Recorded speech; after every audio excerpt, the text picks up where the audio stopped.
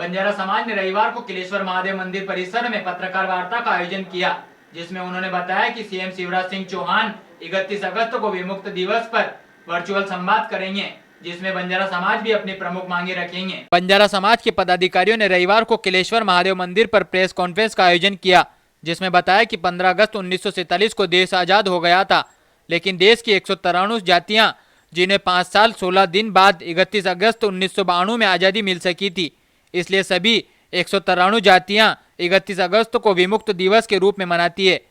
और यह भी बताया कि बंजारा समाज 1 अगस्त से सोशल मीडिया पर मुख्यमंत्री तक बात पहुंचाने के लिए कैंपेन शुरू किया गया था, जिसको देखते हुए सभी जातियों को सीएम शिवराज सिंह चौहान ने सभी को वर्चुअल संबोधित करने का निर्णय लिया है, जिसमें बंजारा समाज अपनी प्रमुख मांगे रखेंगे। बंजारा समाज के आर सागर कछावा ने जानकारी देते हुए बताया कि विमुक्त दिवस पर सीएम शिवराज सिंह चौहान सभी को वर्चुअल संबोधित करेंगे,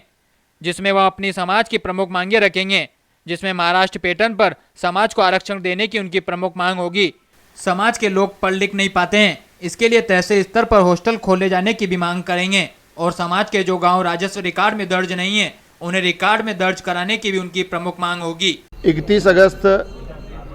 विमुक्त दिवस के संबंध में हमने आज आपको बातचीत करने के लिए बुलाया है। 31 अगस्त विमुक्त दिवस बंजारा समाज के आज़ादी का दिवस है, और 31 अगस्त 1952 को बंजारा समाज सहित अन्य विमुक्त जातियाँ आज़ाद हुई थी।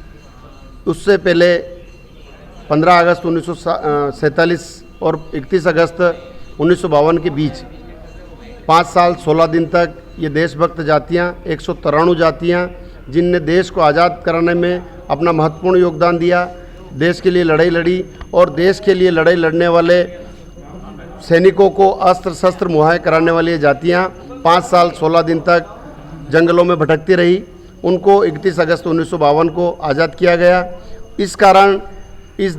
प्रदेश सहित पूरे देश में निवास करने वाली जातियाँ राजनीतिक, आर्थिक, सामाजिक, धार्मिक हर चीज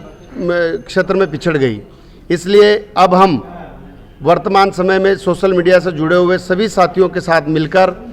इस समाज के प्रमुख मुद्दों को लेकर शासन, प्रशासन और राजनीतिक दलों को